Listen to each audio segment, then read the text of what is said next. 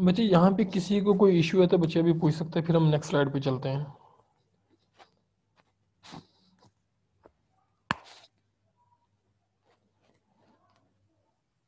क्या आप सब लोग मेरी बात सुन पा रहे हैं? Yes sir. जी सर। बच्चे कोई इश्यू तो नहीं है, चले आगे। जी सर चले हैं।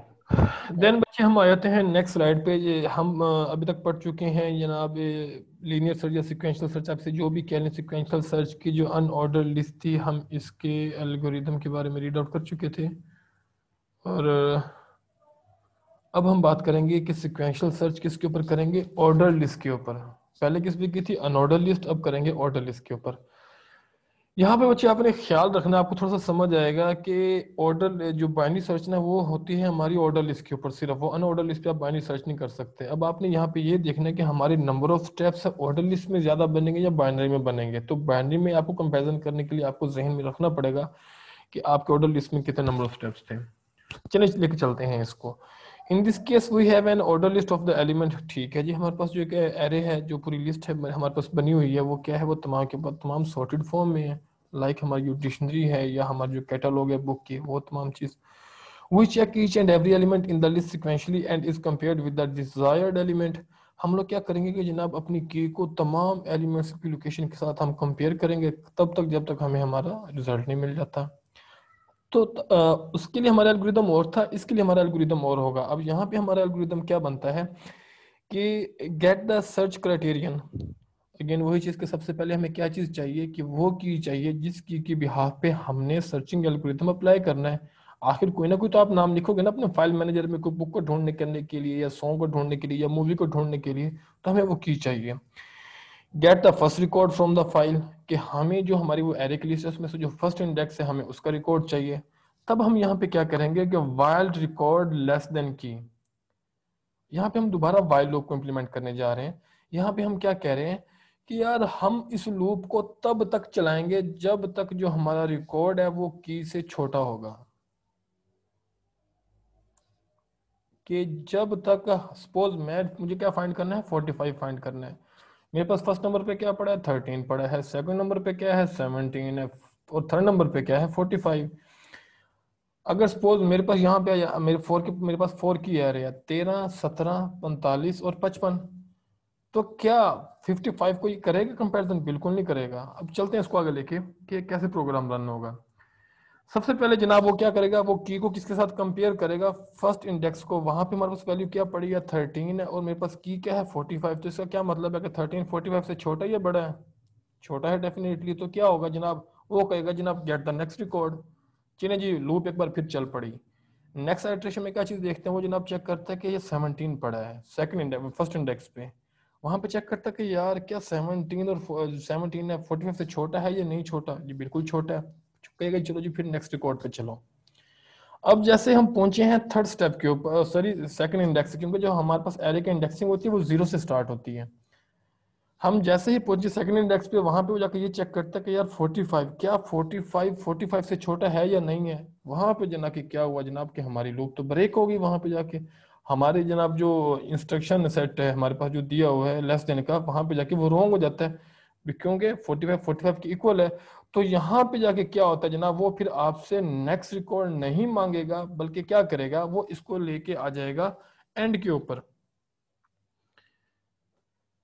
वो इसको ले आएगा यहाँ पे, क्योंकि सबसे पहले मैं आपको अगेन ये चीज बना के दिखा देता हूं।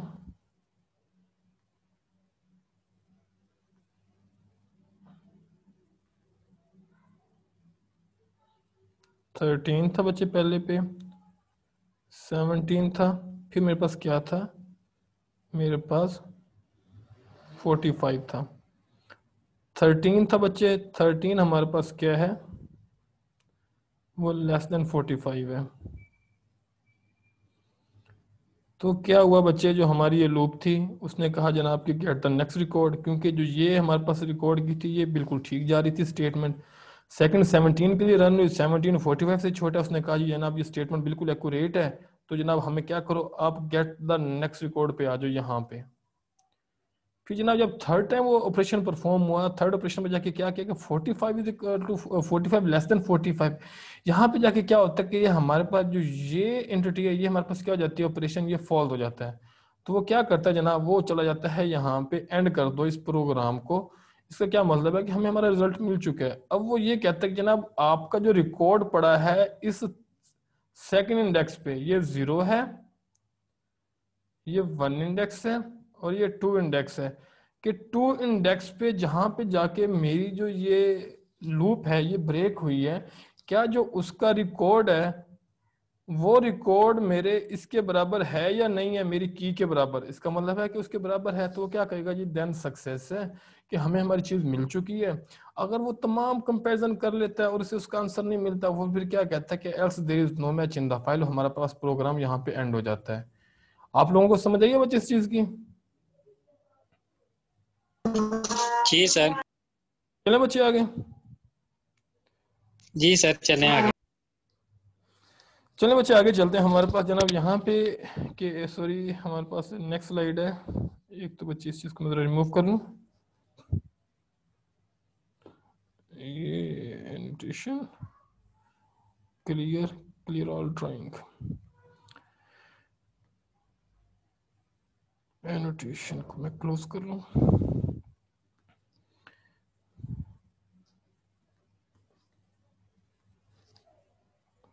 जी बच्चे हमने ये भी कर लिया है। अनऑर्डर लिस्ट के लिए क्या एल्गोरिदम था, ऑर्डर लिस्ट के लिए क्या एल्गोरिदम था। हम यहाँ पे आएंगे कि जनाब अब हमने इनको आपस में कंपेयर करने, let's do a comparison. If the order was ascending alphabetical on customer last name, then how would the search for the Shahab Ali on the order list compare with the search on the unordered list? और वो यहाँ पे ये बात कर रहा है कि यार आपके पास ना दो एरेज हैं, एक आपके पास वो अरेंज्ड है, एक आपके पास क्या है अनअरेंज है।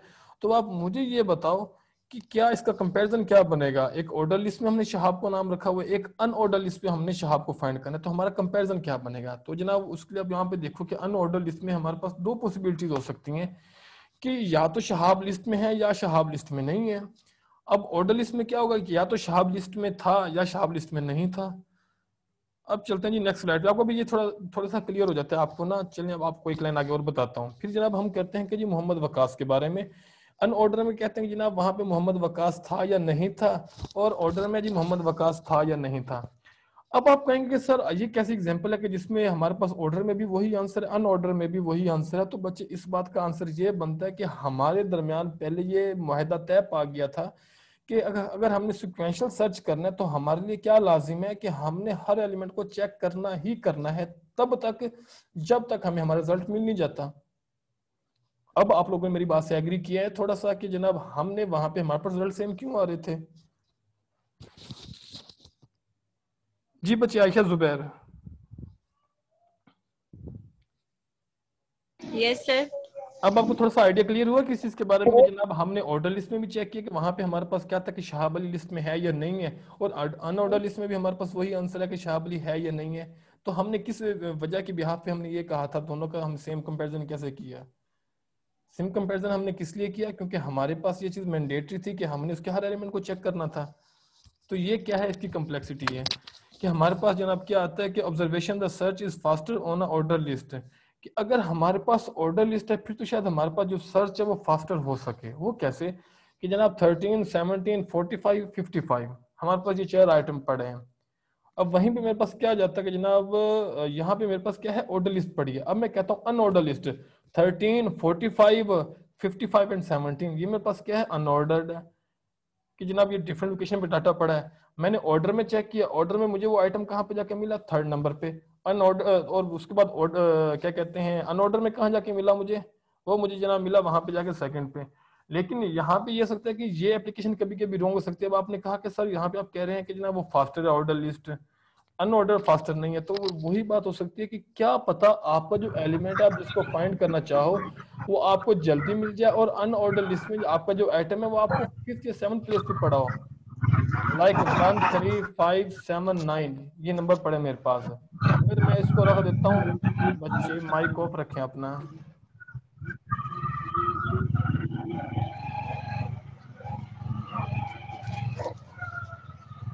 लगता है बच्चे मुझे आपका ना माइक ऑफ रखना पड़ेगा।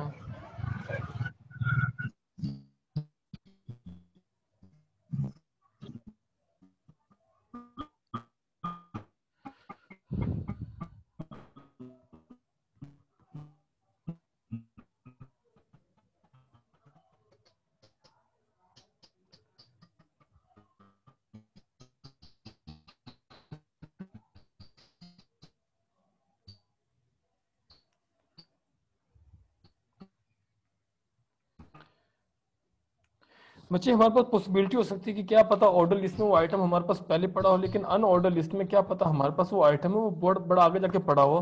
तो इसलिए हम ये कह सकते हैं कि क्या पता यार हमारे पास जो ऑर्डर लिस्ट है ये हमारे पास मच फास्टर हो सकती है, लेकिन मेजोरिटी हमारे पास मच फास्टर हो सकती है, हमेशा नहीं हो सकती। क्यों? क्या पता बच्चे वो कभी कभार ऐसा हो कि जनाब हमारे पास अनऑर्डर लिस्ट में छोटा नंबर बहुत आगे करके पड़ा हो और ऑर्डर लिस्ट में हमारे पास वो एलिमेंट सेकंड लोकेशन पे ही आ जाए।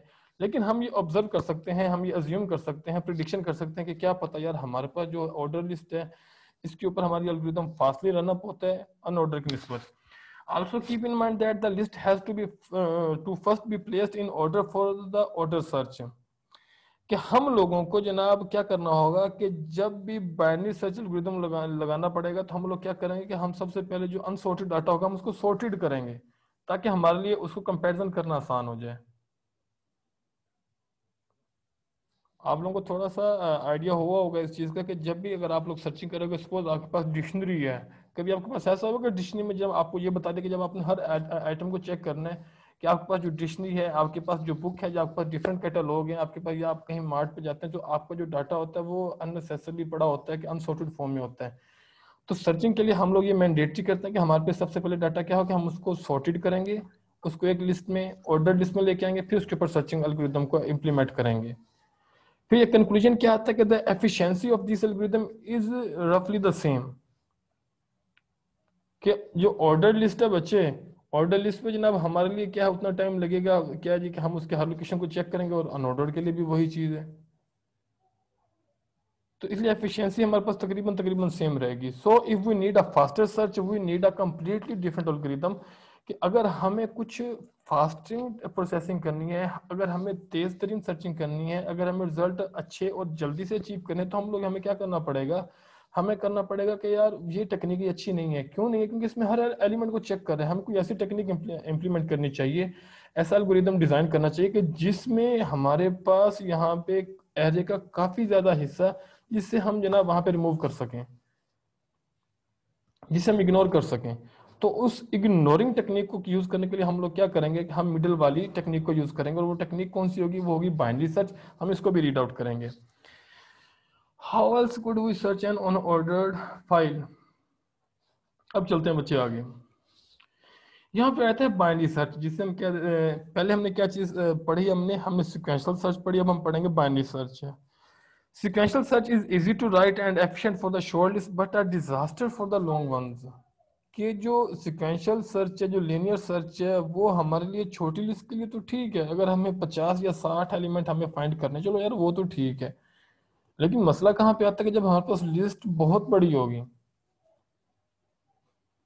कि लिस्ट बड़ी होगी इसका मतलब हमें एलिमेंट को ज्यादा देखने पड़ेंगे।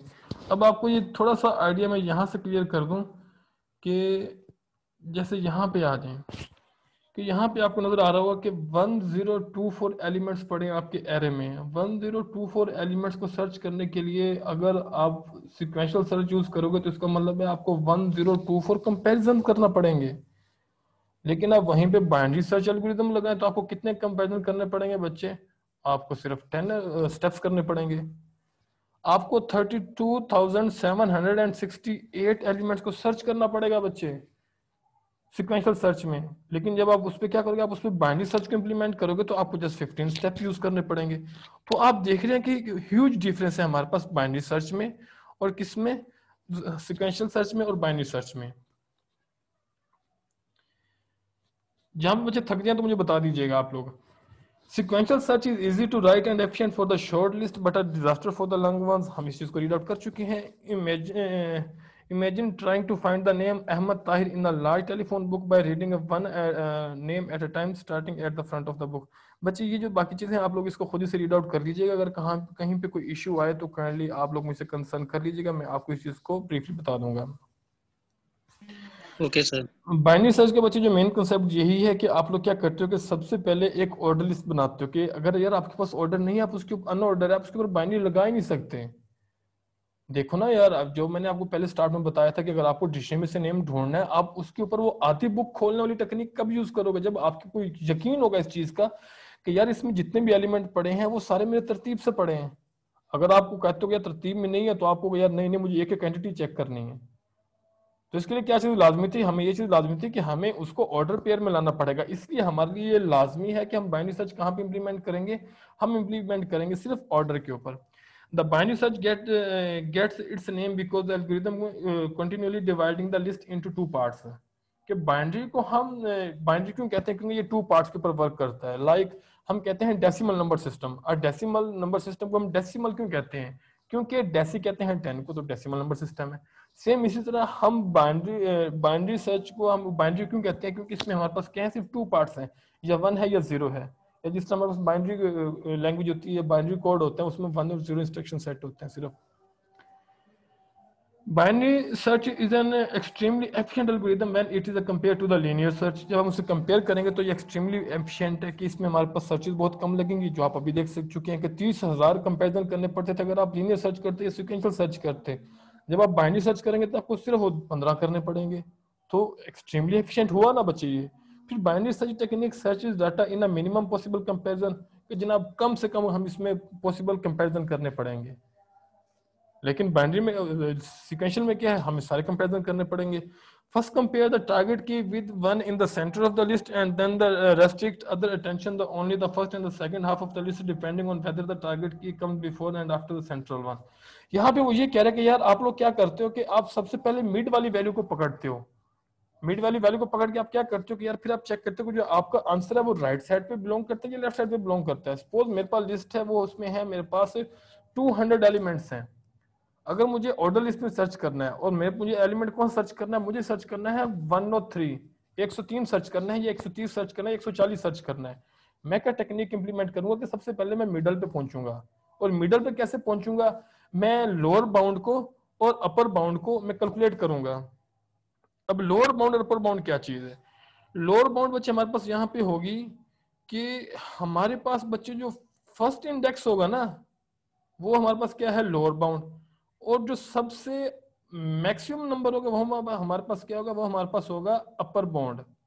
हम लोग के मिडल का निकालने के लिए क्या करेंगे कि हम एलबी और यूबी इन दोनों को ऐड करेंगे, ऐड करके हम 2 पे डिवाइड कर देंगे, तो हमारे पास क्या आ जाएगा आंसर, हमारे पास बच्चे आंसर आ जाएगा मिड वैल्यू आ जाएगी।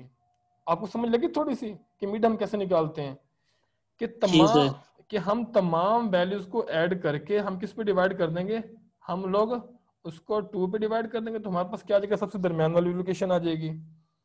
अब देखो मुझे अगर सपोज ये 200 की है, मुझे फाइंड करनी थी 130, ठीक है। मैंने डायरेक्टली मीडियम निकाल लिया। मीडियम निकालने के बाद मैंने क्या किया जनाब, मैंने चेक किया कि यार मेरे पास वैल्यू क्या आ गई मीडियन की, मेरे पास सपोज वैल्यू आ गई है 100 की। अब मुझे अब ये बताओ, मेरे पास जो लिस्ट है वो ऑर्डर लिस्ट में है, जो 130 होगा वो राइट पे होगा या लेफ्ट पे होगा, डेफिनेटली राइट पे होगा यार। फिर हम क्या करेंगे कि लेफ्ट साइड पे जितने भी हमारे पास एलिमेंट होंगे हम इसको क्या कर देंगे, हम इसको इग्नोर कर देंगे। अब आप इससे खुद अंदाजा लगा सकते हो कि यार हमने एक स्टेप में क्या काम किया। हमने 200 नंबर की हमारी जो एरे थी हम उसको कहां पे ले आए, हम उसको 100 नंबर पे ले आए हैं। हम सेकंड स्टेप परफॉर्म करेंगे, हमारी वैल्यू कहां पे आ जाएगी, 50 पे। थर्ड स्टेप करेंगे 25 पे आ जाएगी। फोर्थ करेंगे हमारे पास 25 पे, सॉरी क्या आ जाएगी, 12 पे आ जाएगी। फिफ्थ करेंगे हमारे पास 6 पे आ जाएगी। कि 6 कंपैरिजन में हमने इस लिस्ट को हम 6 एलिमेंट तक ले आए हैं। और जो अगर हमारे पास ये लीनियर सर्च होती उसने अब तक 6 पे पहुंचाना था, उसके लिए अभी बाकी 194 अभी बाकी पड़े थे। तो आपको थोड़ा सा आइडिया हो गया होगा हमारे पास कि ये जो हमारे पास बाइनरी सर्च एल्गोरिथम है ये कितना फास्टली वर्क करता है।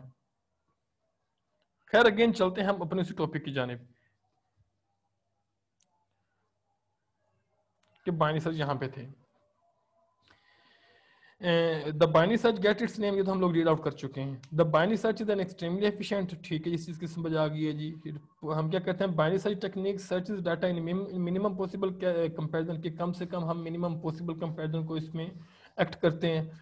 फिर थर्ड नंबर पे था कि फर्स्ट कंपेयर द टारगेट की को किस साथ कंपेयर करते हैं, मिडल के साथ। अगर वो पॉजिटिव में आती है या लार्जर में आती है हम राइट साइड पे चलते हैं, जो लेफ्ट जो प्रीवियस हाफ है उसको इग्नोर कर देते हैं। With one comparison of the key, we thus reduce the list to the half and its original size। कि सिर्फ एक कंपैरिजन के बाद हमने अपनी पूरी फाइल को कितना बना दिया, हमने हाफ फाइल बना दी है। Continuing in this way, at each step we reduce the length of the list to the search by the half। कि हर कंपैरिजन के बाद हमारे पास वो लिस्ट कितनी हो जाएगी, आधी आधी आधी आधी होती जाएगी। पहले नंबर पे क्या हुई, 100 की लिस्ट रहेगी, फिर 50 की रहेगी, फिर 25 की रहेगी, फिर 12 की रहेगी, 6 की रहेगी, 3 की रहेगी, और एट द एंड हमारे पास क्या होगा, एक पे आएगी, और एक भी हमारा आंसर होगा। ये कैसे होगा हम इसको आगे जाके देखेंगे। अभी in only 20 steps this method will locate any requested key in a list containing more than a million elements। के बच्चे 10 लाख से भी ज्यादा एलिमेंट हो ना आपके, सिर्फ 20 स्टेप्स में आप क्या कर सकते हो यार, आप 20 स्टेप्स में उसका रिजल्ट निकाल सकते हो। यहाँ पे जनाब अगर आप कहते हो सर जी नहीं जी ऐसे तो फिर लीनियर सर्च हमने अप्लाई करना, तो वहां पे क्या मसला बनेगा कि आपको 10 लाख एलिमेंट्स को आपको सर्च करना पड़ेगा, कंपेयर करना पड़ेगा। This approach of course this approach of course required that the element in the list already be in the completely order। इस अप्रोच को यूज करने के लिए हमारे लिए क्या लाजिम था कि यार हमने कहा था कि यार हम इसको ऑर्डर लिस्ट पहले बनाएंगे, फिर इसके ऊपर सर्च एल्गोरिथम इंप्लीमेंट हो सकता है, binary search algorithm. Suppose we have a sorted array of n elements, then apply the following step to search an element। के suppose हमारे पास के sorted algorithm है, sorting array है n एलिमेंट्स की, n कोई भी वैल्यू हो सकती है, n 10 भी हो सकती है, 20 भी हो सकती है, 50 भी, 60 भी, 100, वो आपकी मर्जी है कि आपने एरे का साइज कितना रखा है, आप उसे n के नेम से आप उसे डिफाइन करते हैं। तो जो मैंने स्टेप्स आपको बताए हैं वो हाफ करने वाले, आप उसकी बिहाफ पे अपना रिजल्ट फाइंड कर सकते हैं। अब हम आते हैं यहाँ पे, इसके नीचे आ गई, इस चीज को रीड आउट करते हैं, फिर हम चलेंगे इसके एल्गोरिथम के ऊपर। एल्गोरिथम पढ़ने के बाद हम एक छोटी सी एग्जांपल करेंगे और फिर छुट्टी करेंगे। Find the middle element of the array n divided by 2 is the middle element if the array or the sub array contains an n element। बात वही की ना हमने यहाँ पे बच्चे के, हमारे पास क्या चीज थी कि n डिवाइडेड बाय 2। अब n क्या है, हमारे टोटल नंबर ऑफ एलिमेंट्स हैं, 200 एलिमेंट्स थे ना हमारे पास एरे में, तो हमने क्या किया जनाब, हमने 200 डिवाइडेड बाय 2 किया, तो हमारे पास आंसर क्या आ गया, 100 आ गया। तो हमारे पास क्या हुआ, मिडिल एलिमेंट फाइंड करने के बाद हमारे पास क्या रह गया बच्चे, कि हमारे पास 100 एलिमेंट्स रह गए, और हमारे पास क्या होगा, इससे हम अपने मिडिल को फाइंड कर सकेंगे। Compare the middle element with the data to be search, then there are following 3 cases. हम लोग क्या करेंगे यार, कि हम लोग यहाँ पे ये करेंगे, जो हमारी मिडिल वैल्यू आएगी, कि सबसे मेरे पास जब 200 की एरे थी, मिडिल मैंने निकाल लिया, मैंने नंबर ऑफ एन को डिवाइड किया 2 पे, तो मेरे पास क्या आ गया जनाब, 100 आ गया। मैंने चेक करना कि यार ये 100 पे जो इंडेक्स पे जो मेरे पास डाटा पड़ा है, कि 100 ब्लॉक नंबर 100 पे, हाउस नंबर 100 पे मेरे पास जो घर में डाटा पड़ा है वो कौन सा है, क्या मेरे पास वो की के बराबर है या नहीं है। तो 3 ऑप्शन हो सकते हैं। पहला ऑप्शन क्या है कि if there is a desired element then research is successful. यार हम वो मिडल पे गए, हमें वहां पे आंसर मिला, तो हमारा क्या मतलब है कि जनाब हमारा तो काम हो गया, हमें तो डाटा मिल गया हमारा अपना। If it is less than desired data, कि अगर वो लेस है डिजायर्ड डाटा से, then search only the first half of the array. अगर लेस देन है डिजायर्ड डाटा से, अगर जनाब ये चीज है कि जनाब हमारे पास क्या इशू यहाँ पे आता है कि the element which come to the left side of the middle element, हम लोग यहाँ पे ये कहते हैं कि जनाब अगर मैंने डाटा फाइंड करना वो 75 करना था, लेकिन मेरा मिडिल क्या आया, मेरा मिडिल आया जनाब 100 आया। तो मैं क्या करूंगा यार, जो 100 से बाद वाले थे ना, मैंने उस सबको रिमूव कर दूंगा, इग्नोर कर दूंगा।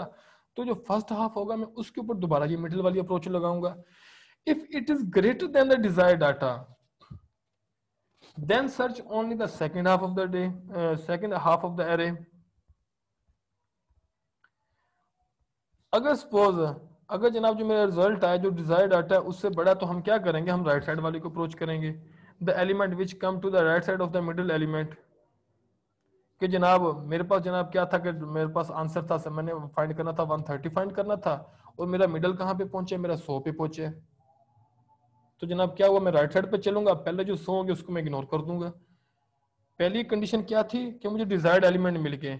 सेकंड कंडीशन क्या थी कि मुझे फर्स्ट हाफ देखना पड़ेगा, और थर्ड कंडीशन क्या थी, मुझे लास्ट हाफ देखना पड़ेगा। और बच्चे आप में से कोई बंदा गया है यहाँ पे, क्योंकि यहाँ पे सिर्फ 10 लोग रह गए। जी बच्चे, अंजू खान, अंजू खान बच्चे, मेरे ख्याल से मुझे आपको रिमूव कर देना चाहिए, क्योंकि आपने सिर्फ लिंक को ज्वाइन किया और घर में बाकी कामों में मसरूफ हैं। जी बच्चे, आमना। जी सर। ये अंजू खान गायब है मेरे ख्याल से। जी सर, उनकी आवाज़, उन्होंने स्पीकर तो नहीं किया ऑन, आई थिंक सो कि उन्होंने मीटिंग ज्वाइन की ही है, लेकिन वो बट खाना लेक्चर नहीं ले। खाना खाने में जी मसरूफ हैं, कोई बात नहीं बच्चे। नो सर, मैं सुन रही हूँ। ठीक है, तो बच्चे आप काइंडली, असल सर में मैं फिर भी ना सुन रही हूँ। वो फिर आपका ना जो नेट वो बड़ा दूर होगा ना, मुझे 10 मिनट और रह गए, 10 मिनट के अंदर इंशाल्लाह हम लेक्चर को वाइंड अप करते हैं। इस चीज़ की समझ आ गई बच्चे कि हम सबसे पहले मिडल निकालना है, फिर हमारे पास 3 कंडीशन आएंगी कंपैरिजन करने के बाद, या तो हमें हमारा रिजल्ट मिल गया, या रिजल्ट हमारा बाद में पड़ा तो हम लेफ्ट वाले को इग्नोर कर देंगे, या हमारा रिजल्ट पहले पड़ा तो हम बाद वाली हाफ को इग्नोर कर देंगे। जी सर। अब बच्चे यहाँ पे इस स्लाइड पे आ जाते हैं कि इस स्लाइड में क्या कहते हैं कि एल्गोरिथम आप लोग इसका देख लें कि let A be an and array of N element, कि हमारे पास सपोज ए है, वो एरे कौन सी है जनाब, वो उसमें हमारे पास नंबर ऑफ एन के एलिमेंट पड़े हैं 1 2 3 4 5 6 7 8 at that number of N. Data is in element to be search, कि जो डाटा पड़ा है ना यार हमारे एरे में, हमने उसको सर्च करना है। Mid denotes the middle location of the segment और एरे और sub array of the element of A, कि ये जो मिड है यहाँ पे आप लोगों को नजर आ रहा है, यहाँ पे ये क्या है, ये मिडल लोकेशन है, और आपको मैंने बता चुका हूँ कि मिडल लोकेशन कैसे फाइंड करनी है। लो बाउंड जो हमारा ये 0 इंडेक्स है, and the upper bound ub is lb and ub is the lower and upper bound of the array which is under consideration, कि हम कंसिडर करेंगे इस पूरी एरे को, उसमें से लोअर बाउंड को भी देखेंगे अपर बाउंड को भी देखेंगे। क्यों देखेंगे, इसलिए देखेंगे क्योंकि यार हमने लोअर बाउंड को और अपर बाउंड को ऐड करने के बाद ही बच्चे हमने अपना मीडियन निकालना है। वो मैं आपको ऑलरेडी करवा चुका हूँ किस तरीके से हमने करना था, कि सपोज ये 0 से लेकर 200 तक के, तो 0 प्लस 200 वो हमारे पास क्या बन गया 200, तो हमारे पास बच्चे क्या बन जाएगा 200 डिवाइडेड बाय 2 हमारे पास बन गया 100। ठीक है बच्चे, आगे चलते हैं अगली स्लाइड पे। यहाँ पे हमारे पास आया था कि इसका एल्गोरिथम क्या है, कि input an array A of N element and data be the searched, कि सबसे पहले हम क्या करेंगे जनाब कि हम एक एरे है, हम जो एन नंबर ऑफ एलिमेंट्स हैं जिसमें से डाटा को सर्च करना है, हम उसको इंप्लीमेंट करेंगे। फिर जब हम साथ ये भी कह देंगे जो हमारा लोअर बाउंड है जो एल बी है वो इज इक्वल टू 0 है, और अपर बाउंड किसकी इज इक्वल टू, वो नंबर ऑफ एन के इज इक्वल टू है। और मिड कैसे निकालेंगे, फिर हमने mid is equal to int L B plus U B divided by 2, उससे हमारा मिड निकल आया। अब वो नीचे कह रहा है कि रिपीट द स्टेप 4 5 एंड 6, ये जो हमारे पास नीचे लिखे ना 4 5 और 6 स्टेप्स को हम लोग रिपीट करते जाएंगे। कब तक करेंगे, जब तक हमारे पास लोअर बाउंड वो अपर बाउंड के या बराबर ना आ जाए या छोटा ना आ जाए। And A of mid is equal to data, कि पहली कंडीशन क्या थी जनाब, या तो वो हमारे पास डाटा के बराबर आ जाए तो वहां पे जाके हमारा रिजल्ट निकल आएगा, तो वहां अगर हमारे पास A of mid is equal to data के बराबर आ जाए तो जनाब हमारे पास क्या है, वो हमारी जो काम है वही मुकम्मल हो जाएगा। हमें जो पहले मिडल पे ही हमें हमारा रिजल्ट मिल गया, हम लोग बाहर चले जाएंगे।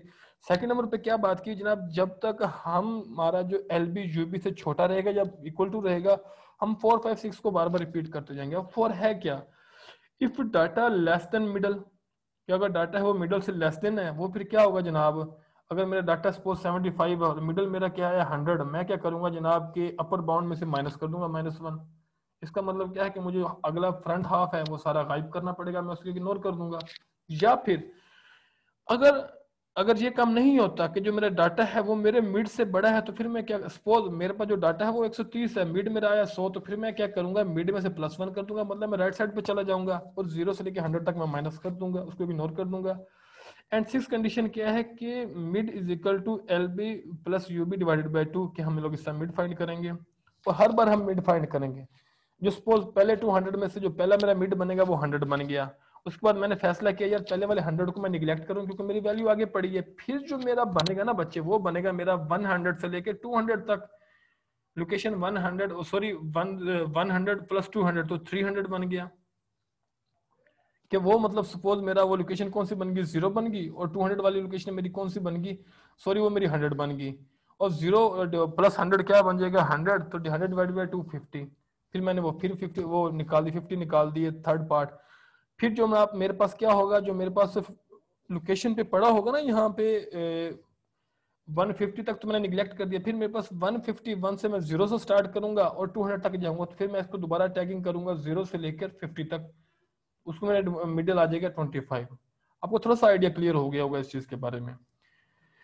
If A of mid is equal to data, के कब तक करते रहेंगे? जब तक हमारा जो मीडियम है वो किसके बराबर नहीं आ जाता, हमारे रिजल्ट के बराबर नहीं, डाटा के बराबर नहीं आया था, तब तक हम क्या करते रहेंगे, इसमें से हम रिपीटेशन करते रहेंगे, मिडल निकालते रहेंगे। जहां पे जाके हमारा मिडल डाटा के बराबर आएगा वहां पे हम कह देंगे जनाब डाटा फाउंड, मुबारक को, हमें हमारा डाटा मिल गया। अगर नहीं मिला तो डाटा नहीं मिला, डाटा नॉट फाउंड। अब इसको थोड़ा सा करके देख लेते हैं एग्जाम्पल को, कि हमारे पास बच्चे ये 11 हमारे पास हैं, ये एलिमेंट्स पड़े हैं कैरे में। सबसे पहले उसने क्या किया बच्चे के, सबसे पहले उसने यहाँ पे जाके हमारे पास मिडल निकाला, तो उसके पास ये वैल्यू आई, 5 इधर रह गए हैं और 5 इधर रह गए हैं।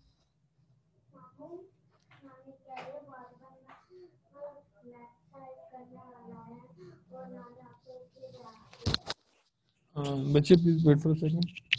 घर में कोई नहीं है? वीर मामू को भाई जो मैं लेक्चर दे रहा हूँ बच्चे, आप जाओ, ठीक है? वहीद मामू को कहो आप उनसे बात कर लो, वहीद मामू को कहो आप उनसे बात कर लो, मैं लेक्चर ले रहा हूँ अभी। जी बच्चे सॉरी वो भांजी आ गई थी। अब यहाँ पे बच्चे चलते हैं हम दोबारा इस चीज की तरफ के हमारे पास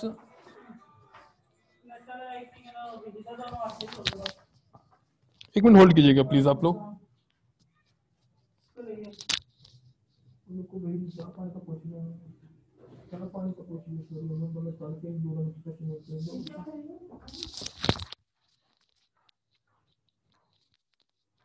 जी बच्चे मैं दोबारा आता हूँ इसकी जानिब, जल्दी जल्दी इसको वाइंड अप करते हैं कि हमारे पास सबसे पहले वो मीडियम में आ गया, मीडियम में आके उसने चेक किया कि जनाब हमारे पास लेफ्ट साइड पे है, तो उसने क्या किया, राइट साइड वाले को वो क्या कर देगा, इग्नोर कर देगा, जैसे आप लोग यहाँ पे देख सकते हैं। फिर दोबारा जो हमारे पास इतना ब्लॉक था बच्चे, इस ब्लॉक का उसने हमारे पास क्या दोबारा मिडल लिया और मिडल मेरे पास आया ये, तो इसका मतलब अब वो यहाँ पे क्या करेगा कि इसको इग्नोर कर देगा, इंक्लूड दिस, कि इसको भी इग्नोर करेगा क्योंकि वैल्यू इसके बराबर नहीं आई। जो मैं ऊपर स्लाइड में बात कर चुका हूँ कि या जो मेरे पास डाटा होगा वो की के बराबर आना चाहिए, नहीं तो हम उसको भी इग्नोर कर देंगे। लेफ्ट को तो मैंने इग्नोर किया ही किया, मैं इसको भी इग्नोर कर दूंगा। फिर मेरे पास क्या चीज बच्चे बच गई, मेरे पास बच गया ये वाला सिस्टम, कि मेरे पास जो नंबर 4th और 5th है ये लोकेशन बच गई है। फिर 4th और 5 को मैंने किया जनाब बच्चे, इसको कंपैरिजन किया। अब इसमें देखता हूँ जो मेरा मिडल है ये मेरे डाटा के बराबर है या नहीं है, नहीं है बराबर, तो फिर मैं क्या करूंगा, इसको भी मैं इग्नोर कर दूंगा।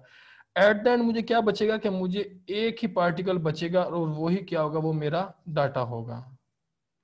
अब समझ आ गई बच्चे आप लोगों को? जी सर। अब यहाँ पे बच्चे यही सिर्फ यही बताया गया कि हमारे पास वर्स्ट केस क्या है कि 11 item in the list book 4 tries है जी, कि 11 आइटम में 4 ट्राइज में हमें आंसर मिलेगा। लेकिन स्टिल ये बच्चे अभी भी अच्छा है, क्योंकि अगर 11 आइटम पड़े, अगर मैं सिक्वेंशियल सर्च लगाता हूँ तो वहां पे मुझे 11 टाइम उसको कंपैरिजन करना पड़ेगा। लेकिन बाइनरी यूज किया तो यहाँ पे जाके बच्चे मेरे पास क्या होगा, मुझे 4 ट्राई पे मिल गया। सपोज अगर मैं सिक्वेंशियल सर्च लगाता हूँ, मेरा डाटा पड़ा है वो पहले ब्लॉक पे पड़ा है, तो वहां पे जाके हाँ ये कह सकता हूँ कि यार समहाउ मेरे पास जो सिक्वेंशियल सर्च है वो अच्छी है बाइनरी सर्च पे। लेकिन इन मेजोरिटी, क्योंकि कंप्यूटर में हमेशा डाटा 3 एलिमेंट पे नहीं पड़ा होता यार, कंप्यूटर पे डाटा पड़ा है वो मिलियंस ऑफ ब्लॉक्स पे पड़ा है, तो उसके लिए मुझे हमेशा कौन सा चाहिए, मुझे बाइनरी सर्च चाहिए। आप लोग देख सकते हैं यहाँ पे कि अगर मेरे पास 32 आइटम है, 32 के लिए मुझे बाइनरी सिक्वेंशियल में क्या करना पड़ेगा, मुझे मुझे 32 टाइम्स कंपैरिजन करना पड़ेगा। लेकिन बाइनरी में फर्स्ट ट्राई में मेरे पास 16 आइटम रह जाएंगे, सेकंड ट्राई में 8, थर्ड ट्राई में 4, फोर्थ ट्राई में 2 और फिफ्थ ट्राई में मेरे पास 1 रह गया। अब आप लोग ये नीचे देख सकते हैं कि जनाब 250 आइटम के लिए मुझे क्या चाहिए, कि मुझे 250 आइटम के लिए मुझे 8 ट्राई चाहिए, और 512 आइटम के लिए मुझे क्या चाहिए, 9 ट्राई। तो यहाँ पे बच्चे मेरे पास एक फार्मूला आता है 2 की रेज टू पावर, क्या 2 की रेज पावर 5, इसका मतलब क्या है 32, तो 32 एलिमेंट्स तक मुझे कितनी ट्राइज लेनी पड़ेंगी, 5। अगर सपोज 512 है तो इसका मतलब है 2 की पावर 9 तक मेरे पास रिजल्ट आता है 512, तो इसका मतलब है कि 512 एलिमेंट्स को सर्च करने के लिए मुझे नंबर ऑफ ट्राइज 9 लगेंगे।